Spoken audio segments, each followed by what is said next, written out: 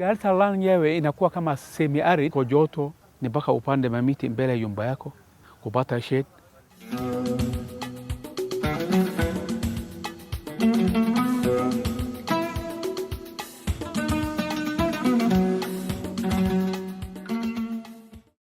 From the perspective of Garissa, which is an arid and semi-arid district, we have experienced a lot of problems which are associated with the climate change. We've been experiencing droughts, we've been experiencing floods, and all these come with a lot of loss in terms of livestock and other assets or infrastructure that is in place at the county level.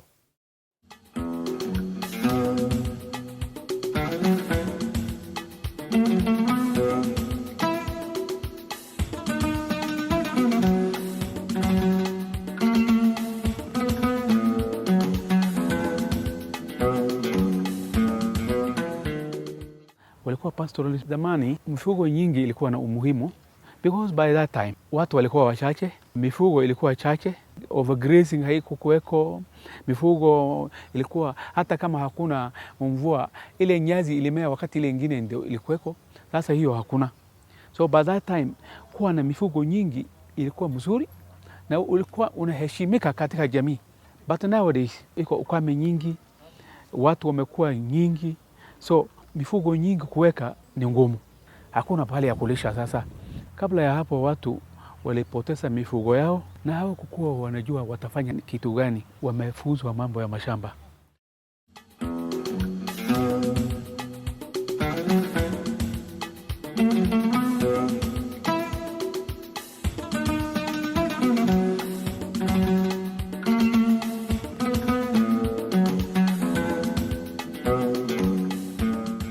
Unaweza kupata mtu bila mifugo, amepatiwa ujuzi mwingine ya kujitafutia pesa. So amerudi kwa shamba, anapanda tomato, watermelon, nini na nini. Kitu ile inaweza kuvunwa haraka, anapata pesa. Anaweza kupanda kama mahindi, hiyo ni chakula yake nyumbani anajiwekea. Mifugo zamani ilikuwa inakufa. Mtu alikuwa anachunga tu mpaka anaona ng'ombe zake imemalizika. Katika hiyo hali ya anga wanapatiwa. Mtu akiona tu ukame anakuja, anauza ng'ombe yake, anaweka account. Anaweza kufanya restocking baadaye wakati iko nini? Iko mvua.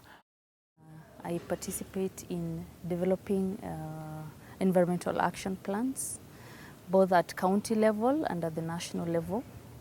These environmental action plans are roadmaps or blueprints for environmental actions. With regards to climate change, the institution I work for has participated at depth in developing the National Climate Change Response Strategy, which is basically a first-line policy document detailing how the government plans or intends to respond to the threats and the opportunities of climate change.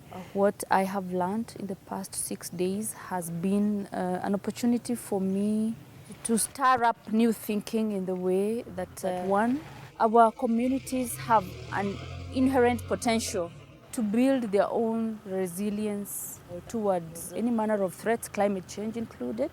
And what we as the regulators or the policymakers or the government, what we need to do is to look more closer into what the communities are having in terms of knowledge, in terms of assets, and work from that point. Because the ability to adapt is inherent down there, and the only gap is to exploit that ability. There are a number of interventions that we have to undertake in order to ensure that the climate change does not adversely or negatively affect our livelihoods. Some of these interventions are like strengthening or improving the livelihood systems that we have at the moment, or getting into new supportive livelihood systems. For Garissa, pastoralism is the main livelihood system that we have. So it will mean like getting into better livelihood systems. If we find that livestock is the most affected, maybe we can go for breeds of livestock that can survive better with the ever-changing climate.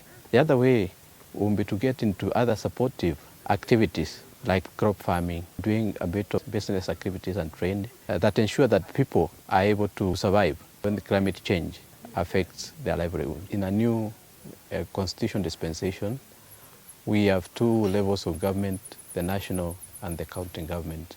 The county government has a lot of opportunities for supporting climate change adaptation interventions at that level, because one of it could be in terms of review interventions undertaken by the various ministries according to the mandates that it has been given, and the other could be in form of laws that could be passed by the county assembly. These laws then would facilitate the implementation and structures that are supposed to be put in place to support climate change. Through the Ministry of Planning, we are continuously doing community-based planning with the people.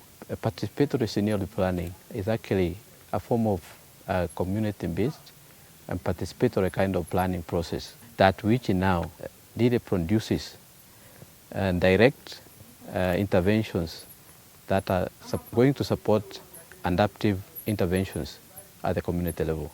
Because the advisories that are produced as a result of analyzing the weather situation or utilizing the weather information actually in direct touch on those areas that they need to be improved or those opportunities that are there and that people need to get to take advantage of.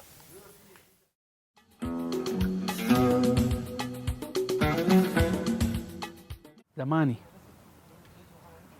watu walikuwa wanafuata mifugo tu, walikuwa huko. Watu wachache ndio walikuwa wanapelekanga watoto wao shule. Siku hizi watoto wote at least 70-80% watoto wanaenda shule. Saa hii sisi tunajiitanga agropastoralist because tumeingia kwa farming na bandi tuko na mifugo. This intervention has been implemented by HELP and CARE in Garissa County, and it is in the process of implementation. And according to the experience that I got from it, I think it's an innovative way and a very good approach that which needs to be scaled up so that climate change does not really adversely affect the livelihoods of the people in Garissa County and perhaps other areas and any other areas in Kenya. My wish is to influence planning processes so that this kind of interpretation of this data happens everywhere. So this model that is happening in Garissa can go across the country so that every farming community, whenever it is their time for planning, they are empowered so that we stop these major losses that we know our farmers suffer because of uninformed decision-making processes.